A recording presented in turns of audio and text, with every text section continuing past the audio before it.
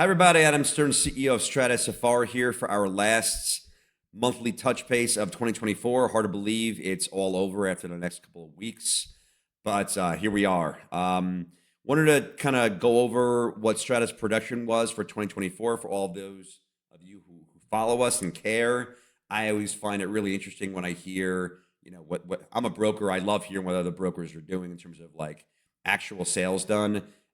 Investors generally like to know it because they like to hear what kind of transactions were done. So happy to share it with you and kind of opine on some of the lessons that we learned, some of the things we did right, some of the things we did wrong. It's always interesting looking back on a year, at the end, at the naked numbers, because while you're going through it, you have all kind of the baggage of the things that are happening at the given time. The special situations, the relationships, all the things that kind of make your head cluttered while you're going through it. It's a lot easier to kind of put all that to the side and look at numbers objectively or more objectively at the end of the year. And you know, just looking at production, this year ended up being a very solid year for us. Didn't feel that way when I was going through it. When I was actually experiencing it, my sales teams experienced it. It seemed really hard, and it seemed like we weren't going to do that well. But overall, in 2024, we ended up with looking at a spreadsheet here, $122,300,000 of total sales volume, either closed or contracted. And the way that washed out was we ended up doing 28,300,000 of single family rental portfolios and scatter site new construction. And we ended up doing a whopping $94 million of lots, both undeveloped lots and developed lots, being sold from builders to other builders or builders to SFR investors. So, a very solid year, and kind of how we got there, taking it asset class by asset class.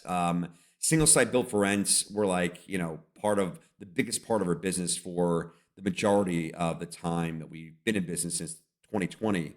We usually did more of that business than any other. This year, we didn't get even one of those deals done. We took a run at doing a handful, but it was like early Q2 when I realized that the yield on cost numbers that investors needed to see and the numbers that builders were willing to offer weren't really there.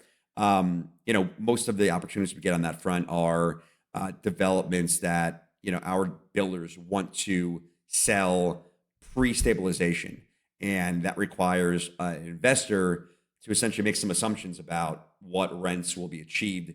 And this year is probably more difficult to get investors to be optimistic about rent growth, and I think that played a big part in us not being able to get numbers in terms of offers from buyers, buying single site built for rent projects that we needed. So we kind of just decided to put that down.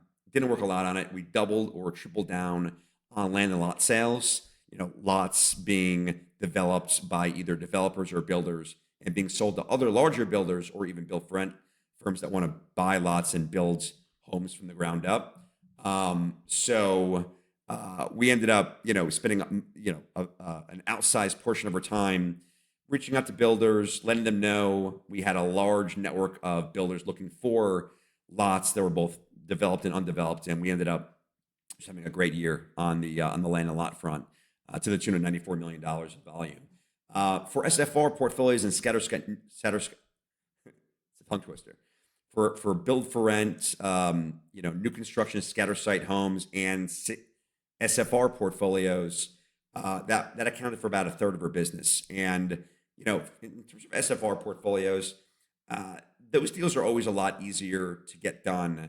Assuming we have buyers for them, which is the only reason why we would take an SFR portfolio, and assuming we have an owner that really wants and has a compelling reason to sell, it's really all about pricing them correctly, estimating capex correctly, and understanding where the cap rates are given current rents versus where the cap rates could be after renovations are done for future or market rents once they're renovated and brought up to market rents.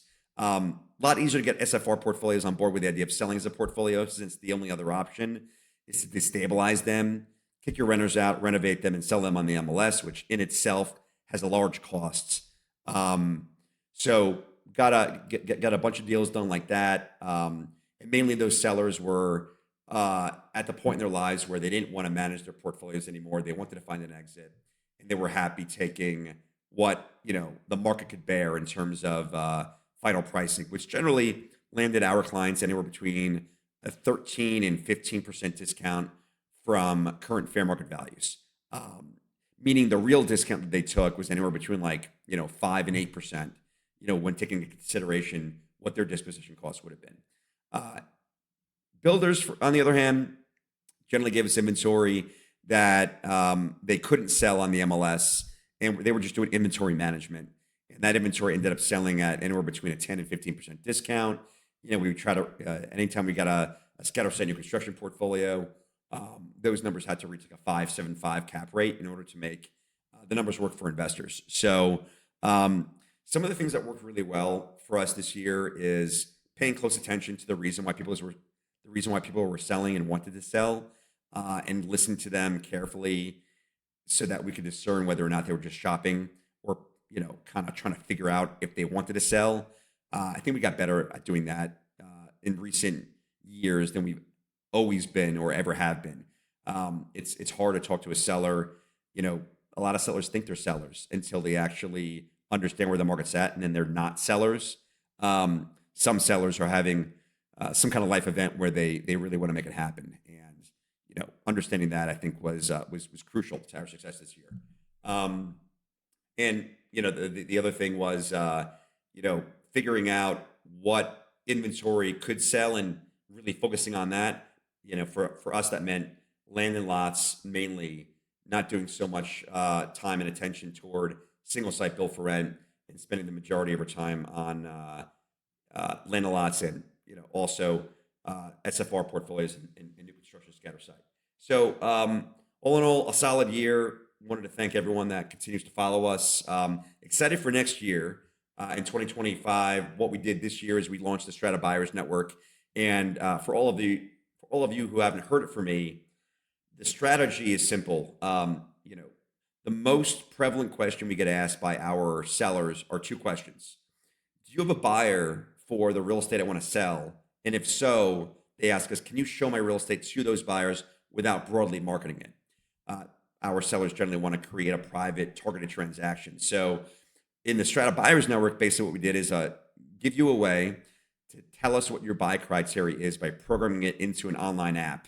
And then what we're going to do once we get a critical mass of buyers on the app is give every network member access to the other side of the app, which allows you to search for buyers by their buy criteria, understand who they are by reading their profile, and then submitting your deals directly to them through us for sale in a very targeted and off-market way.